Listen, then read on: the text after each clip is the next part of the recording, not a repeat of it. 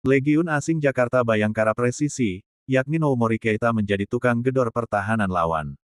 Itu terbukti, saat dirinya mencetak poin tertinggi di laga terakhir putaran 1, sampai di Gor Tridharma Gresik.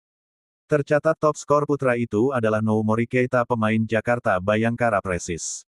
Pemain asal Mali itu mencetak 136 poin dalam 6 pertandingan meski terlambat bergabung dengan Yuda Mardiansyah dan kawan-kawan karena harus menyelesaikan pertandingannya pada Liga Italia.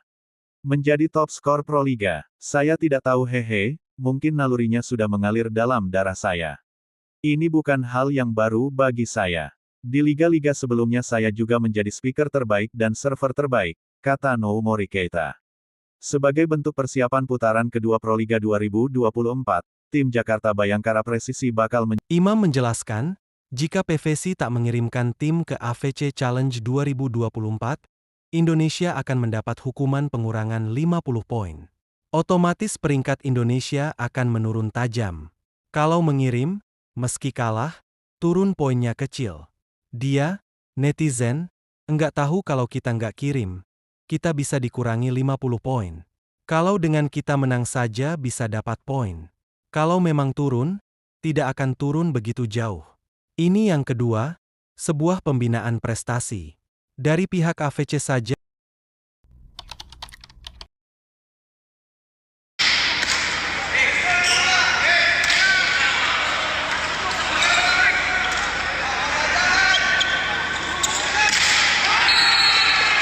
Hasil negatif diraih timnas voli putra Indonesia saat bersua Filipina di AFC Challenge Cup 2024 di Isa bin Rashid Hall, Isa Town, Bahrain, Rabu, tanggal 5 Juni tahun 2024 malam waktu Indonesia Barat. Duel Indonesia melawan Filipina ini merupakan duel klasifikasi peringkat 9-12. Pemenangnya bisa mendapat peluang memperebutkan peringkat 9. Sementara yang kalah akan berebut posisi 11. Jika Indonesia kalah lagi di laga berikutnya maka mereka akan finish di posisi 12.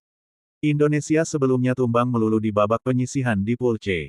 Mereka ditundukkan Korea Selatan dan Qatar. Oleh karena itulah Merah Putih berharap bisa bangkit saat melawan Filipina. Di set pertama, duel berjalan sengit. Tapi pada akhirnya Filipina bisa menang dengan skor 25-23. Lalu di set kedua Indonesia berhasil bangkit. Mereka balik menjegal Filipina dengan skor 23-25. Sayangnya di set ketiga, Indonesia tak bisa mempertahankan performanya. Mereka akhirnya dilibas dengan skor telak 25-14 oleh Filipina. Pada akhirnya di set keempat Filipina tak terbendung, mereka mengatasi perlawanan Indonesia dengan skor 25-22.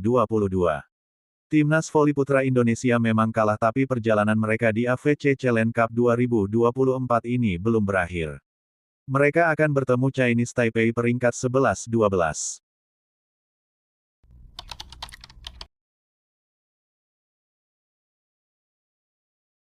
Meski kalah dan gagal lolos ke babak perempat final, timnas voli Indonesia masih akan bertanding di babak klasifikasi atau perebutan peringkat 9-12. Indonesia akan berhadapan dengan Filipina hari ini di Isa Town, Bahrain pukul 20.30 waktu Indonesia Barat. Menghadapi Filipina akan dijadikan ajang bagi Fauzan Nibras dan kawan-kawan untuk memetik kemenangan perdana. Atau setidaknya mencuri kemenangan set. Hal ini penting untuk menambah kepercayaan diri para pemain jelang kejuaraan AFC U20. Selama mengikuti ajang ini, Fauzan Nibras dan kawan-kawan tidak pernah meraih kemenangan bahkan hanya satu set sekalipun. Di pertandingan pertama Pool C menghadapi Korea Selatan, Indonesia tidak bisa berbuat banyak dengan kalahan 0-3. Korea Selatan sendiri benar-benar menjadi tim tertangguh di Pool C, seiring dengan langkah Indonesia yang menurunkan pemain muda. Dengan hasil tanpa kemenangan ini tidak hanya membuat Indonesia gagal melaju ke babak 8 besar AFC Challenge Cup 2024. Yohanes Dedi dan kolega harus menjadi juru kunci di Pool C dengan raihan 0 poin dari 2 laga yang dijalani.